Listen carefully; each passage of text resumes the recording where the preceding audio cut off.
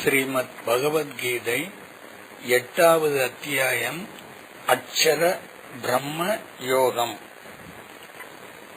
அர்ஜுனன் சொன்னது, ஓ புருஷோத்தமா, அந்த பிரம்மம் யாது? அத்தியாமம் எது? கர்மம் என்பது யாது? அதிபூதம் என்று சொல்லப்படுவது எது? மேலும் அதி தெய்வதம் என்று எது அழைக்கப்படுகிறது? மதுசூதனா, இந்த தேகத்தில் அக்ஞக்ஷன் என்பவர் யார்? அவர் எப்படி இருக்கிறார்? தன்னடக்கம் பழகியவர்களால் மரண காலத்திலும் நீர் எங்கனம் அறியப்படுபவர் ஆகின்றீர்?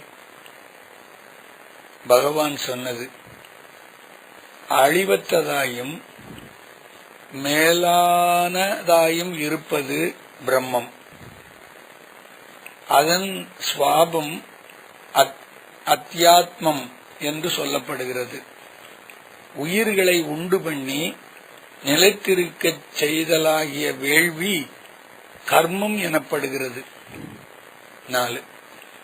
உடல் எடுத்தவர்களுக்குள் உயர்ந்தவனே அழியும் பொருள் அதிபூதம் என்று சொல்லப்படுகிறது. உடல் எடுத்தவர்களுள் உயர்ந்தவனே அழியும் பொருள் அதிபூதம் என்று சொல்லப்படுகிறது.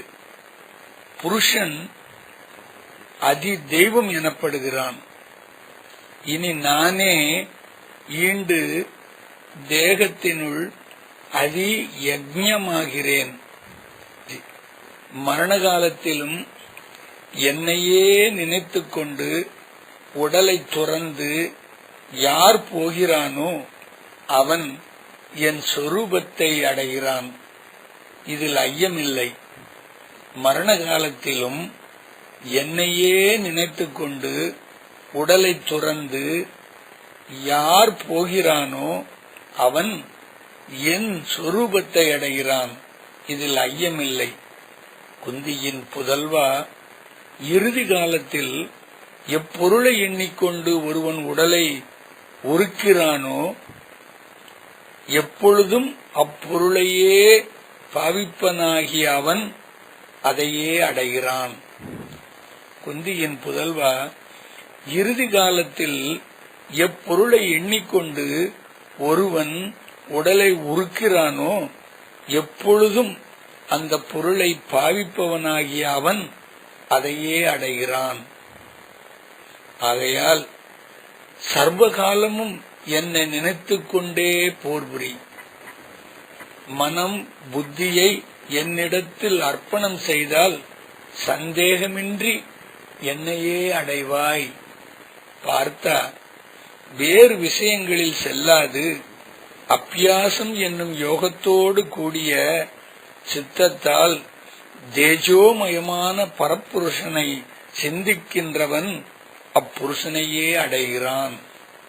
முற்றும் உணர்ந்தவனை, தொல்லோனை, அனைத்தும் ஆளுபவனை, அணுவுக்கும் துண்மையானை, அனைத்தையும் தாங்குபவனை, சிந்தனைக்கு எட்டாத வடிவுடையோனை, கதிரவனை போன்று ஒளிர்பவனை, அஞ்ஞான இருளை அப்பாற்பட்டவனை, அஞ்ஞான இருளுக்கு அப்பாற்பட்டவனை, பக்தியோடும் உறுதியோடும் உறுதியான மனத்தோடும் யோக பலத்தோடும் புருவத்தின் மத்தியில் பிராணனை முழுவதையும் வைத்து மரண காலத்தில் யார் நினைக்கிறானோ அவன் அத்திவ்ய பரம புருஷனை அடைகிறான். வேகத்தை அறிந்தவர்கள் எதை அழிவற்றது என்கின்றனர்? வேதத்தை அறிந்தவர்கள் எதை அழிவற்றது என்கின்றனர்? பற்று நீக்கிய துறவிகள் எதனுள் புகுகின்றனர்? எதை விரும்பி அவர்கள் பிரம்மச்சரியத்தை கடைபிடிக்கின்றனர்? அந்த நிலையை உனக்கு சுருக்கமாக சொல்லுகிறேன், கேள். பொறிவாயில் யாவையும் அடக்கி மனதை இருதயத்தில் நிறுத்தி தன் பிராணனை உச்சந்தலையில் வைத்து யோக தாரணையில் நிலைத்திருந்து ஓம் என்கின்ற ஏகாட்சரமாகிய பிரம்ம மந்திரத்தை உச்சரித்துக் கொண்டே என்னை சம்ஹரித்துக் கொண்டு யார் உடலை நீத்து போகிறானோ அவன் பரமகதியைப் பெறுகிறான். பொறிவாயில் யாவையும் அடக்கி மனதை இருதயத்தில் நிறுத்தி தன் பிரானை உச்சந்தலையில் வைத்து யோக தாரணையில் நிலைத்திருந்து ஓம் என்கின்ற ஏகாட்சரமாகிய பிரம்ம மந்திரத்தை உச்சரித்துக் கொண்டு என்னை ஸ்மரித்துக் கொண்டு யார் உடலை நீத்து போகிறானோ அவன் பரம கதியை பெறுகிறான்.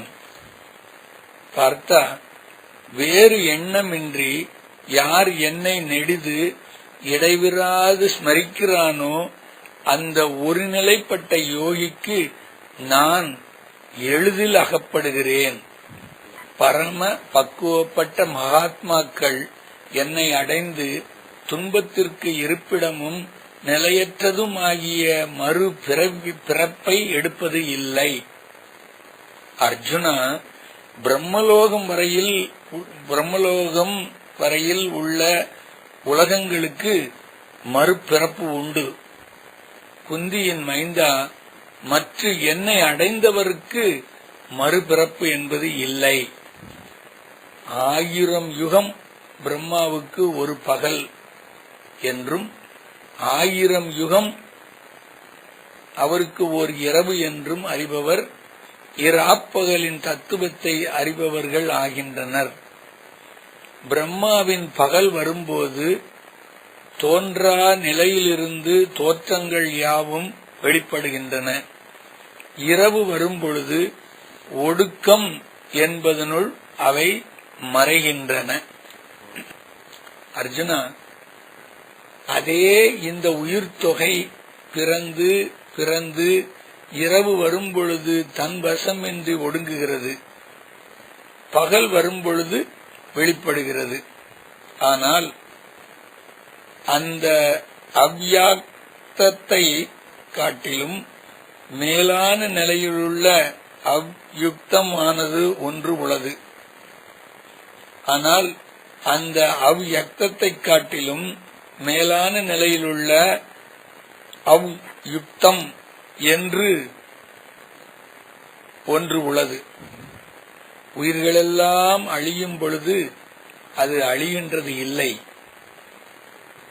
அவ்யக்தம் அக்ஷரம் என்று சொல்லப்படுவதை பரமகதி என்று சொல்லுவர்.